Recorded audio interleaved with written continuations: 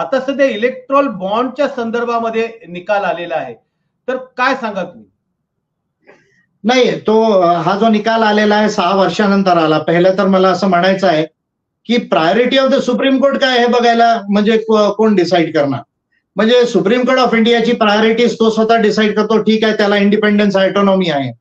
पण डेमोक्रेसीचे कॉन्स्टिट्यूशनचे जे important issues आहेत त्याला जर आपण 6 महिने कोर्ट जर घेत असेल तर I feel it is a question mark on the efficiency of the supreme court of India also.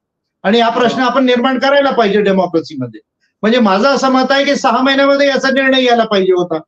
Procedure म्हणजे खूप जर दोन्ही पार्टीजला जर प्रोसिजरचा वेळ दिला तर आणखी 2-4 महिने जास्त लागायला पाहिजे होते. पण तरी सुद्धा हा जो निर्णय आला हा वेलकम आहे. कारण 20,000 रुपये जर तुम्ही कोणत्या पॉलिटिकल पार्टीला दिले, सपोज तुम्ही 20,000 रुपये दिले, तर यू हॅव टू डिक्लेअर की भाई मी एपीआयला किंवा कोणत्या पॉलिटिकल पार्टीला 20,000 रुपये दिले.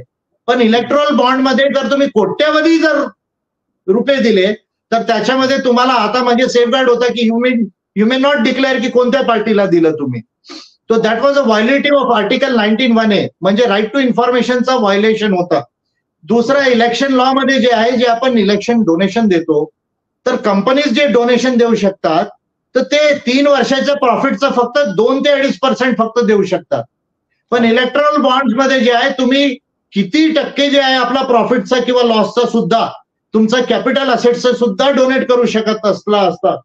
तर ते जे आहे म्हणजे कंपनीज जे लॉ आहे किंवा आयटी जे लॉ आहे किंवा शेअर होल्डर्सचं जे राईट्स आहेत त्यालाही व्हायोलेट करत होते.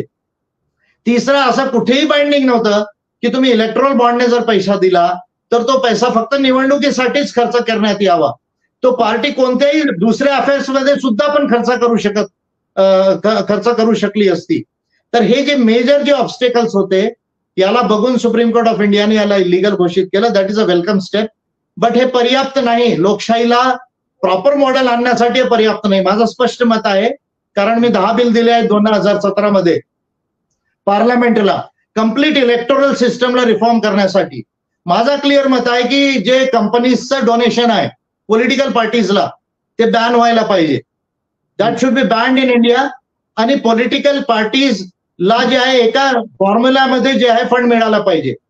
ज्या कंपनीला टॅक्स एक्झम्पशन्स पाहिजे ते एक नॅशनल इलेक्टोरल फंड मध्ये डोनेट करतील, टॅक्स एक्झम्पशन्स घेतील. तुम्ही त्यांना जे काही टॅक्स एक्झम्पशन द्यायचे ते द्या आणि त्या फंडमध्ये एक फॉर्म्युल्याच्या अनुसार, एक युनिफाईड फॉर्म्युल्याच्या अनुसार सर्व पॉलिटिकल पार्टीजला आणि सर्व कॅन्डिडेट्सला जे आहेत ते फंड द्या. ज्याला जास्त टक्के मत आहेत त्यांना जास्त पर्सेंट द्या, ज्यांना कमी टक्के मत आहेत त्यांना कमी पर्सेंट द्या. पण एक मेजर पार्टी द्या जेणेकरून ते डेमोक्रेटिक प्रोसेसमध्ये पार्टिसिपेट करू शकणार. तेव्हा श्रीमंत आणि गरिबामध्ये निवडणूक मध्ये पॅरिटी येणार, अदरवाईज पॅरिटी येणार नाही. हा एक खूप महत्वपूर्ण इश्यू आहे की public funding of the elections through the national electoral fund हे व्हायला पाहिजे. आणि I am the first leader of India ज्यांनी जे 10 बिल दिले त्याच्यामध्ये याचे सिस्टमॅटिक प्रोव्हिजन करून दिले होते पार्लमेंटला 2017 मध्ये.